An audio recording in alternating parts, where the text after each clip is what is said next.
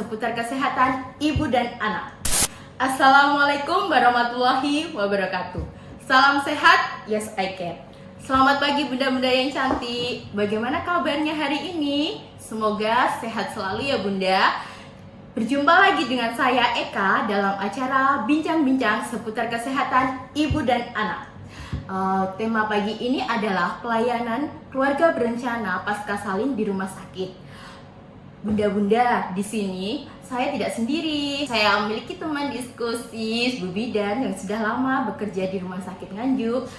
Bidannya ramah, baik hati. Saya panggilkan Bu Bidan Erna Eka Wijayanti. Selamat pagi kakak. Selamat pagi, assalamualaikum. Waalaikumsalam warahmatullahi wabarakatuh. Saya panggil kakak aja ya kak. Iya, saya panggilnya Pak Dek, gitu aja. Biar deket ya. akrab, ya. Oh iya. Bagaimana kabarnya kak? Alhamdulillah baik. Semoga informasi ini nanti juga bisa bermanfaat bagi ibu-ibu atau bunda-bunda tentang yang ingin mengetahui tentang KB ya. Iya betul teman. Kita hari ini kan tentang pelayanan keluarga berencana ya kak ya. Sebelumnya bunda, di sini pelayanan keluarga berencana merupakan program nasional yang berfungsi untuk menurunkan angka kematian ibu dan penurunan stunting, dan juga pelayanan keluarga berencana yang ada di rumah sakit merupakan program baru ya kak ya. Sebenarnya juga pelayanannya sudah dilakukan sejak lama ya kak Emma? Iya, sebenarnya program KB ini sudah lama ya, sudah sering kita lakukan setelah ibu bersalin, tapi karena ada poli PKBRS, yaitu poli pelayanan KB rumah sakit, jadi kita lebih gencar dalam mempromosikan KB. Selain itu kenapa sih kita KB? Karena memang untuk menjarangkan kehamilan ya. Oh seperti itu ya bunda-bunda. Jadi di sini di rumah sakit Nganjuk itu poli PKBRS-nya baru ya kak ya? Ya baru saja dibuka ya, tapi sudah ada banyak kegiatan seperti kemarin bulan Juni ada MOW massal ya di wilayah Nganjuk. Gitu. Oh jadi bekerja sama dengan apa kak itu kan? BKKBN ya, oh ya bekerja sama dengan BKKBN. Oh tentunya. jadi itu event besar ya termasuk ya yang ada di rumah sakit. Wah termasuk bagus ya, polinya baru sudah ada kegiatan yang besar dilakukan. Ya sebelum masuk ke tema yang pagi ini ya Kak Erna, kan selama ini ibu-ibu itu dalam merencanakan KB ya, keluarga berencana itu masih bingung ya kontrasepsi apa yang akan digunakan. Terus biasanya mereka takut efek samping, terus ada keluhan-keluhan seperti itu. Kayak ada keluarga suami yang tidak mengizinkan gitu ya kak.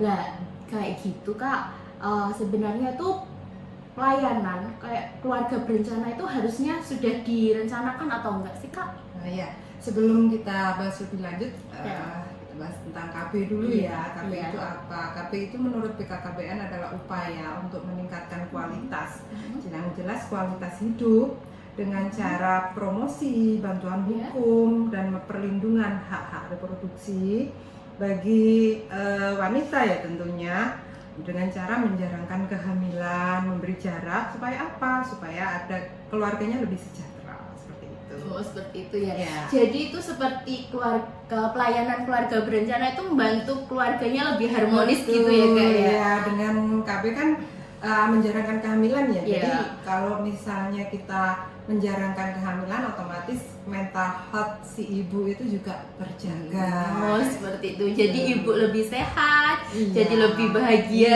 gitu ya. Jadi bisa memberikan pendidikan kepada anaknya lebih baik ya. KB itu harus direncanakan atau tidak sih kak? Sebenarnya untuk KB itu memang konselingnya mulai dari kehamilan ya.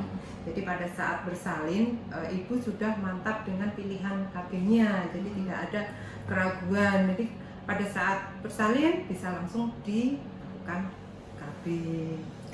Iya, jadi nggak pada saat salin, ibu mau KB apa? Jadi dia masih bimbang, masih bingung. Jadi harusnya mulai dari awal kehamilan sudah di KIE, sudah di konseling, KB apa yang sesuai dengan dirinya. Dan Kalau ya di Rumah Sakit Nganjuk ini kan pelayanan keluarga berencananya bisa dilakukan seperti pelayanan KB pasca salin. KB pasca salin itu seperti apa sih Kak Ena? KB pasca salin itu ada dua ya, Ya. yang hormonal dan non hormonal. Kalau untuk yang non hormonal sendiri itu ada kondom. Sebelumnya ada MAL, metode amenorelaktasi, terus kemudian kondom, lalu kemudian IUD dan kontrasepsi mantap. Untuk metode amenorelaktasi ini biasanya pada ibu bersalin, yang setelah bersalin sampai 6 bulan. Jadi harus menyusui aktif, tidak boleh diselang-seling, tidak boleh pakai sufor. Jadi dia menyusui bayinya secara eksklusif. Jadi untuk menghindari terjadinya kegagalan, biasanya ditambahi juga dengan mini pill gitu. Tapi untuk MAL sendiri itu fungsinya karena ada MAL ya, metode amenorelaktasi, jadi di cirinya itu amenore. Amenore itu tidak menstruasi. Nah, jadi selama 6 bulan itu tidak menstruasi. Iya. Jadi ibunya itu berhenti mens gitu ya, Ya, selama waktu 6 bulan itu ya. Tapi juga menyusuinya itu juga terus menerus, tidak diberi tambahan sufor. Seperti itu metode amenorelaktasi dengan ditandai tidak adanya menstruasi. Terus kemudian untuk kondom ya, kondom kan ibu-ibu sudah tahu ya. Kemudian kontrasepsi IUD ini bisa diberikan pasca salin dan juga bisa pasca plasenta. Kalau pasca plasenta itu 10 menit setelah plasenta lahir maksimalnya bisa langsung dimasukkan, atau pada saat operasi seksio cesaria ya, itu diletakkan oleh dokter setelah plasentanya diambil. Ada juga yang kalau IUD pasca salin itu tidak boleh lebih dari 48 jam. Jadi memang idealnya untuk KB pasca salin itu kurang dari 48 jam. Seperti IUD atau kontak seperti itu tidak boleh lebih dari 48 jam. Karena apa? Dikhawatirkan akan terjadi ekspulsi dan perforasi. Ekspulsi Ekspulsi ya. Itu ya. seperti gimana Kak? Jadi IUD-nya itu bisa keluar. Nah, kalau perforasi itu IUD bisa menembus dari dinding rahim si pasien yang melakukan KB pasca salin kayak gitu. Jadi sebenarnya itu jenis-jenis kontrasepsi banyak ya Kak ya? Banyak. Jadi ibu nggak usah bingung memilih kontrasepsi apa yang harus digunakan seperti itu ya. Disesuaikan dengan kebutuhannya tentunya. Ya. Jadi seperti itu Bunda, jenis kontrasepsinya itu juga banyak. Ibu bisa memilih sesuai dengan keinginan. Nah Bu, Mbak Erna ya, untuk kontrasepsi yang pasca salin itu yang direkomendasikan itu apa saja nih Kak? Disesuaikan dengan indikasi dan kebutuhan ibu ya. Kalau misalnya ibunya memang ini ada kontraindikasi, misalnya kayak ibu yang punya riwayat infeksi, kehamilan yang infeksi, punya penyakit IMS, karena bisa menyebabkan infeksi, karena kan IUD itu tidak menjamin tidak melindungi ibu dari infeksi dan juga dari penyakit menular seksual. Jadi dipilihkan yang lain, misalnya kontak atau kontrasepsi mantap atau mungkin juga implan. Gitu ya. Jadi ada kontrasepsi pasca salin yang direkomendasikan sesuai dengan penyakitnya atau sesuai kalau yang ibunya kebutuhan. Kalau kebutuhan ibu yang untuk menyusui, KB-nya itu yang bagus apa sih Kak? Tentunya yang tidak mengganggu proses menyusui itu bisa dengan yang IUD yang tidak mengganggu proses menyusui atau juga dengan hormonal. Kalau yang hormonal itu biasanya mengandung progestin yang diberikan pada ibu menyusui, karena progestin itu tidak mengganggu proses menyusui. Jadi dari progesteron turunan ya. Kemudian kalau mini pill itu biasanya diminum setiap hari, yang berisi progestin itu diminum setiap hari, nggak boleh diminum pada saat hubungan saja. Jadi gitu setiap ya, hari di waktu yang sama. Jadi harus rutin iya, gitu harus ya. rutin. Jadi nggak waktunya waktunya berhubungan baru diminum. Jadi harus rutin setiap hari di jam yang sama. Terus kemudian untuk yang 3 bulanan ada juga DMPA. Nah, itu juga cocok untuk ibu yang menyusui seperti itu.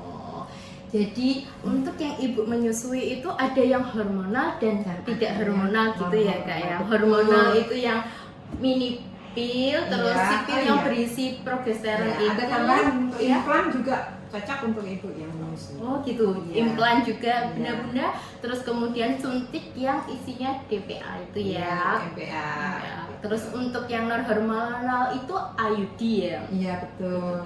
Nah, Sama lagi, ya tambahan lagi kontak ya. Kontak kan Kontak. belum disebutkan tadi. Oh iya itu benar, tambahan kontak tidak itu ya. mempengaruhi proses menyusui. Tapi kontak itu ibunya menginginkan anak lagi atau enggak gitu. Kalau tidak menginginkan anak bisa kontak. Tapi kalau enggak, ya yang 3 tadi.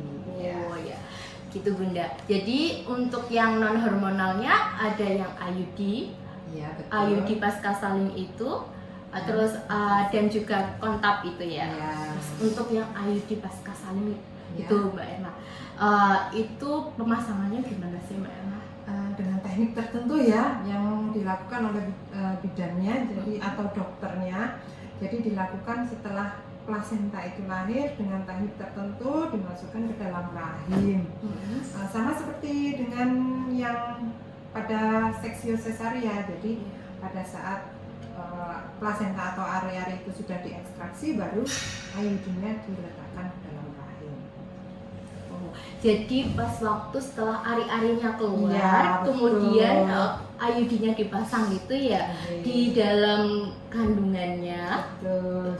Jadi kalau untuk yang operasi itu IUD-nya diletakkan di dalam rahim kemudian ditutup. Nah pada saat yang salinan spontan plasenta atau ari-ari lahir dengan teknik tertentu bidan memasukkan ke dalam rahim. Nah pas pemasangan IUD itu Kak, kan Ya. biasanya bunda-bunda itu takut gitu ya. Ya. Nanti kalau masuk ke saluran lainnya atau bisa dia kemudian keluar, itu Ya. gimana sih caranya bunda untuk Tidak tidak takut, takut terus itu ya. apa yang harus dilakukan? Ya memang itu tadi yang saya sebutkan tadi, pemasangan IUD pasca salin itu tidak boleh lebih dari 48 jam atau bisa setelah 42 hari pasca salin. Itu supaya apa? Untuk mencegah eksklusi tadi. Jadi pada saat rahim itu masih memuai, kita memasukkan IUD-nya. Jadi IUD pada saat setelah 6 minggu dia bisa menyusut, kemudian IUD-nya bisa terpasang sempurna. Iya, gitu ini saya ya. punya gambaran IUD. Iya, biar bunda-bunda di Ya. rumah tahu ya bagaimana prosesnya. Jadi nggak takut gimana nanti untuk pemasangan IUD seperti apa. Iya. IUD Gimana, ini ada berbentuk T Iya. dengan adanya tembaga ya. Tembaga ini bersifat toksik. Jadi toksik membunuh sperma, bukan toksik yang lain. Bukan toksik hubungan itu ya. Toksik membunuh sperma sehingga sperma tidak masuk ke dalam saluran telur, tidak masuk ke dalam indung telur sehingga tidak terjadi pembuahan. Seperti ini dimasukkan ke dalam rahim. Ya, dengan teknik tertentu. Nah, kan setelah dipasang gitu Kak Erna, kan bunda-bunda kan nggak tahu ya posisinya itu sudah pas atau belum.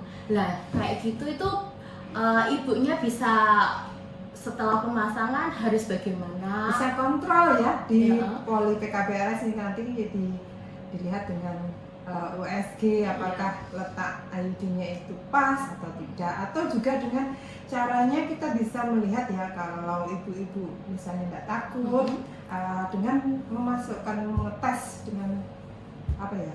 Jari. Jari Ya. jari tengah. Kemudian kaki diangkat terus dimasukkan diraba. Apakah ada seperti pentol korek gitu ya? Apa namanya? Bentuknya ini ya? Iya. Ya. Ada tali gitu ya? terasa nggak? talinya gitu Iya. ya. Bukan talinya, Apa, tapi Kak? tapi kayak ada kayak korek gitu. Kalau misalnya Hmm. teraba itu berarti dia eksklusi. Oh, jadi kalau terabak seperti ada pentol korek itu dia Iya, lepas gitu. Betul. Lalu Oh. segera menghubungi tenaga kesehatan atau bidan terdekat. Jadi bunda-bunda setelah pemasangan KB IUD pasca salin itu bisa nanti kontrol ke Poli PKBRS RSUD Nganjuk, nanti akan bisa juga dilakukan USG gitu ya. Betul, Kak, ya? betul. USG-nya itu harus segera atau nunggu berapa lama untuk USG USG itu? bisa 6 minggu setelah pemasangan. Oh, jadi pertama itu kontrol untuk dilihat bidannya, Ya. setelah itu bisa USG 6 minggu setelah itu ya. Ya. Dokter oh ya. Terus ini Kak, kan yang tadi sudah dijelaskan untuk KB mantap ya. Iya, iya. Nah, KB mantap yang dilakukan di rumah sakit itu seperti apa? Apakah bisa langsung setelah melahirkan terus mau KB mantap, atau ibu yang harus hamil mau minta seksio dulu, minta operasi gitu? Kalau Bagaimana? di rumah sakit Nganjuk untuk KB mantap ya. KB mantap itu kontrasepsi mantap atau metode operasi wanita itu dilakukan maksimal 48 jam ya setelah Iya. persalinan. Dan itu juga bisa ditanggung BPJS. Tapi kalau misalnya datang ke Poli PKBRS yang saya tahu Iya.